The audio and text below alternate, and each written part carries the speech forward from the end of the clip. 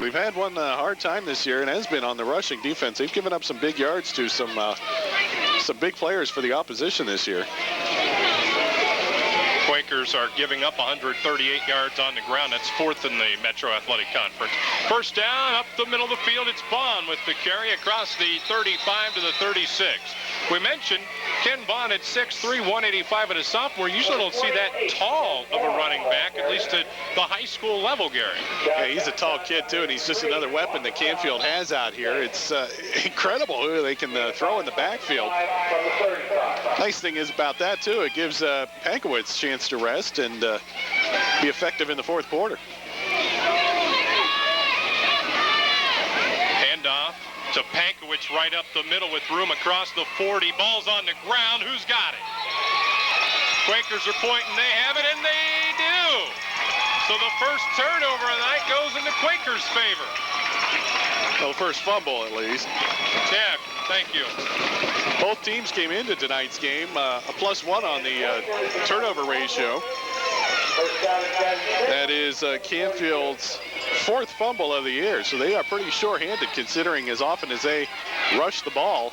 And so it's only fair that Salem will get the ball on a turnover from Canfield on the Canfield side of the 42-yard line. Yeah, so the turnovers are evened up at 1. It's Eric Davis trying to find room right up the middle. Nowhere to go. Again, it looked like Kobe in there making the tackle for the Cardinals. Short gain of a yard for Eric Davis. Well, Davis had a rough game last week against Niles. He only had 21 yards, which is the fewest since that Marlington game. But in between that, he's had 457 yards and a pretty good stretch there. So we'll have to see if Davis can shake off that Niles game tonight. Canfield won last year 31-14. And they've won the last 4. Second down and 9. Martin runs the option to Davis with the catch of the pitch up the right sideline. First down across the 30. First down Salem at the 28-yard line.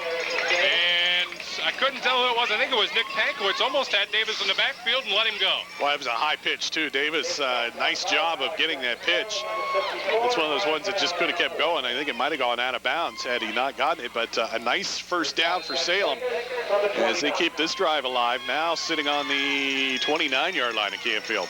Eric Davis, only 21 yards last week, has 22 tonight on just 3 carries. First and 10 from the 29. Humphreys this time, searching for room up the middle, shy of the 25-yard line. Gain of about 2 or 3 on the play. It's going to be tough going up the middle tonight. It's both of your offensive and defensive lines out there just slipping and sliding. It's going to be tough to find a hole up the middle.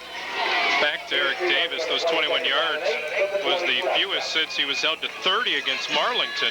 And Davis, in the next 4 games, rushed for 457 yards on 69 carries. And he'll catch the pitch this time going left, but Pankowitz has him wrapped up, and he fumbled, and Pankowitz has it. So the Quakers give it right back. Right at the 29-yard line. Well, I said 7 fumbles before the game started. We were just kind of taking a survey from folks in the press box with the weather. And we're already at 2 with an interception as well. So 3 turnovers. They'll spot it at the 28. First down and 10 Canfield. And it's Bond again. Whole left side. He gets into the secondary where he's brought down after an 8-yard game. Hendershot makes the tackle. And he'll be put down at the 37. 6-0 Canfield inside, a minute to go first quarter. That time the sophomore just took the ball. He kind of angled in sideways, just stuck his shoulder down and leaned forward for 9 yards.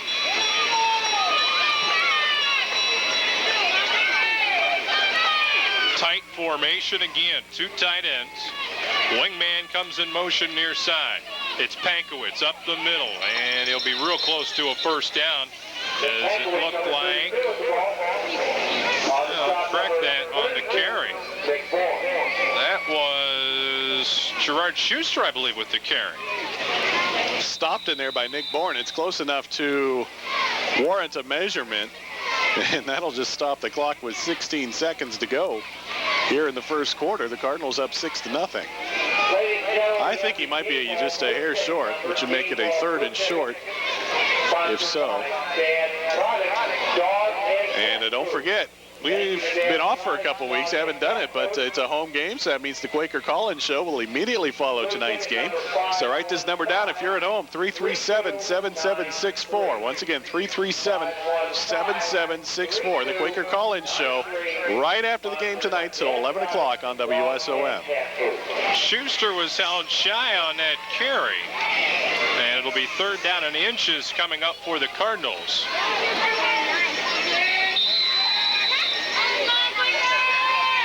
Well, Pankowitz is in there, so that must have been him on the carry.